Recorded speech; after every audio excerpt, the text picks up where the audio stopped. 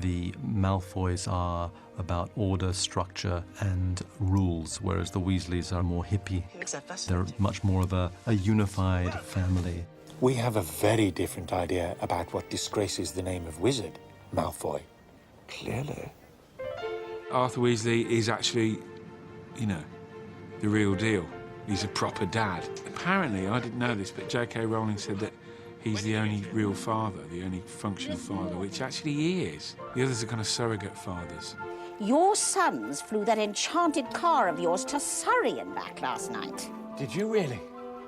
How'd it go? I mean, that was very wrong of you, boys. Very wrong indeed. The Weasleys, the sort of family anybody would want, but sort of homespun and from years gone by, you know, from the 50s is what they look like to me.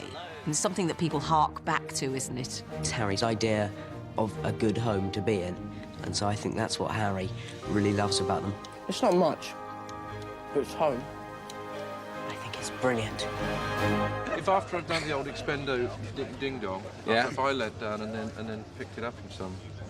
That's it, yeah. Some sort of way. Although the young members of the cast were inexperienced, they were the centre of the film. You know, we're supporting them. Dan, you're looking at it in horror. Well, of course, that can sometimes happen.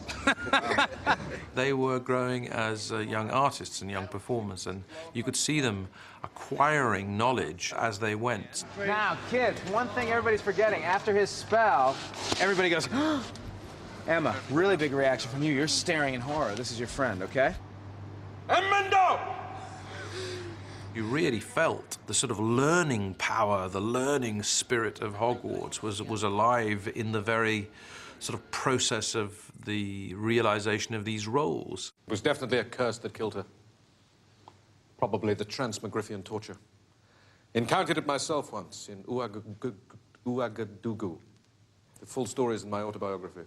Sometimes we, as adults, actors, we can complicate things and try and find something that's maybe not there or add something when it's not necessary. And sometimes the simplest approach, the most direct approach to acting a part is the most effective. And the kids can teach you that kind of thing. If someone says, run over there and scream like an owl, or run over there like a dog, you just do it because that's what you've been asked to do. You don't think, no, what is my motivation? Why am I doing this? You just do it because you're so young. Yeah, okay, where am I going? Over there, run. I had arrived ready to work with children. They were younger than me and less experienced than me. It was my last shot of the film, was where Lucius flounces out of Dumbledore's office, and there was no line there. And I said to Chris Columbus, I just feel like he'd say something on his way out, having been humiliated. He said, well, try something. Let's do it again and try something. So we were shooting, and Dumbledore dismissed me, and I turned to Daniel and I said, let's hope Mr. Potter will always be around to save the day. And Daniel stepped forward and he said, don't worry, I will be. It was absolutely electrifying. It was fantastic, and I flounced out the room. And at that moment, I thought, that's not a kid. That's a 13-year-old actor. In the first film, I wouldn't have done it. But in the second, I kind of have a bit more confidence with putting ideas forward and trying new things. And so if I'm in a situation in the film, I think, how would Harry react to this? I've developed as a person so much, everybody on set has. Especially me, Rupert and Emma. They've been working for a year and a half, so these kids are actually becoming seasoned professionals. It used to take 10 or 11 takes to get to a certain point in their performances. Now it takes 3 or 4. Come on, Harry. I didn't know I could speak past tongue. What else don't I know about myself? I think even the adults have developed. I find this probably the most difficult part I've ever played. Let the feast begin. Because there is no sort of classical reference in it whatsoever. And you're left basically to your own sort of devices of what you want to make of it. I just found that the only way I could play it was to sort of find the voice. Most importantly of all, and pay attention, please. And you have to sort of find a rhythm to it, you know what I mean? Like music. The third floor corridor on the right-hand side is out of bounds. It's developed into a community now. It's almost like an actor's repertory company. And it's really much easier now. We all get to know each other and relax with each other. We trust each other. So it's been smashing like that.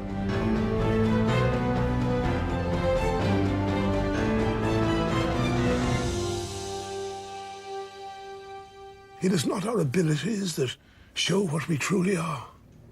It is our choices. We got to the point of editing the second film, and Richard was getting sick. And I remember going to visit Richard at the hospital. He was very ill. At that point, the doctors were saying he was going to get better, he was going to be fine, but you just had a sense that he was not going to get better, that he was really frail at this point. And he said, the last thing he said to me is, "You better not think of replacing me." And I said, "Don't worry. How can we ever replace you?" And that was really the last exchange we had.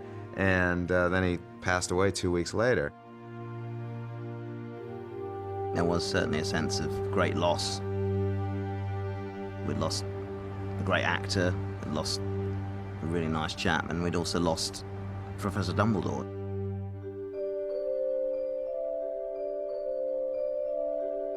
He was always very, very kind to me. He was great, in our scenes and helped me. When he died, I was very, very sad, and also I think it was more or less the first encounter with death. Dan was much closer to Richard than I was, but I still spent 2 years with him. I was really shocked. Richard always seemed so alive. I know it sounds like a weird thing to say, but with so much personality, and he was always laughing and joking, and it didn't make any sense to me.